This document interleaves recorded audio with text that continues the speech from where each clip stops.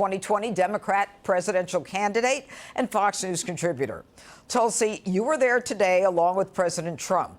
How important was it for him to be there today? You know, one thing that ran through my mind as I was there, joining President Trump and honoring the ultimate sacrifice that these 13 service members paid, sharing the sorrow that these Gold Star families still feel and will always feel at the loss of their loved ones.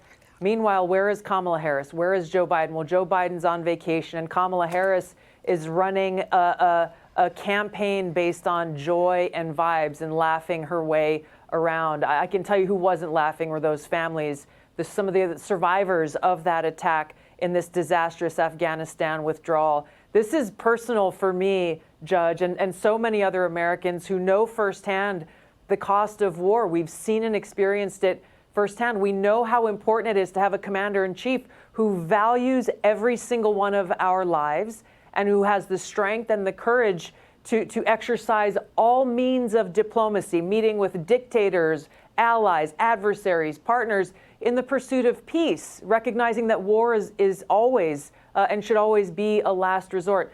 I endorse President Trump today because he has those qualities and he's proven that he is that commander-in-chief.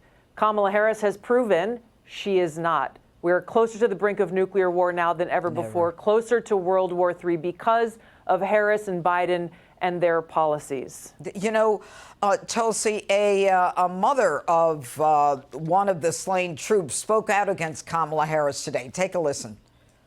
Vice President Harris is now running to be commander-in-chief. I wonder, do you have a message for her? You are with the whole administration in all of this. You hold the same accountability as President Biden does. You were right beside him in making these decisions. This administration has tried to sweep it under the rug, and that's absolutely not going to work for this nation. You know, Tulsi, your response to that? You know, I want to know if Kamala Harris has personally called every one of these 13 families and the families of those who came home injured. There was a triple amputee there today, there to honor the loss of his brothers and sisters. Has she called them to apologize for the decision that they made that resulted in this disastrous withdrawal and an explosion and an attack that took these 13 service members' lives that was completely preventable? Kamala Harris is completely unfit to serve as our commander-in-chief. Voters, regardless of whether you're Democrats or Republicans, need to know that truth, because that's really what this election is about, Judge. It's not about Democrats versus Republicans. Right.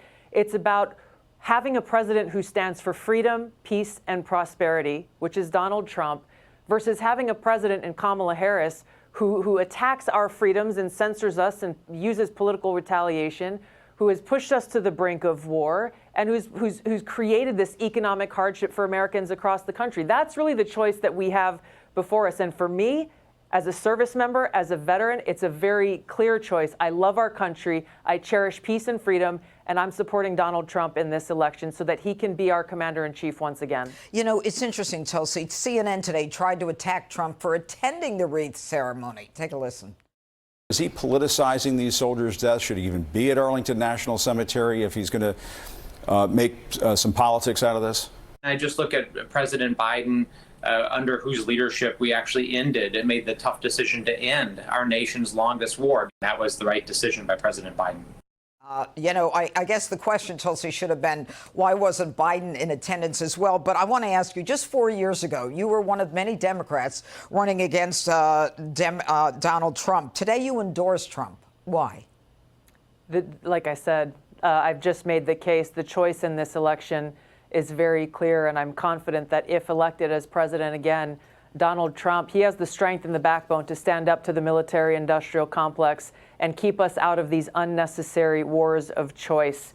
I want to point back to that clip you just played. Let's remember that Joe Biden on that debate stage did not even remember that his decision resulted in the deaths of 13 of my brothers and sisters in uniform. Donald Trump this morning, he didn't have a big crowd out there at Arlington Cemetery. It was him standing and grieving with these Gold Star families for hours. This wasn't just a drive-by photo op. He stayed with them for hours and helped to console them and thank them for their sacrifice that they have made for our great country.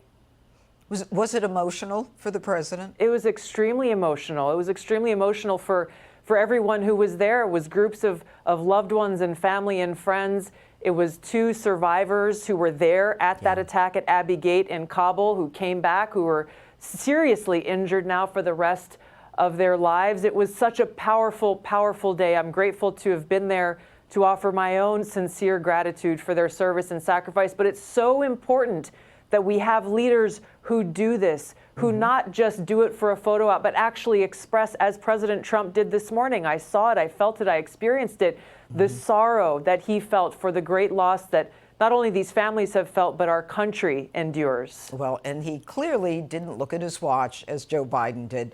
Tulsi Gabbard, thank you so much for joining us tonight. Hey, Sean Hannity here.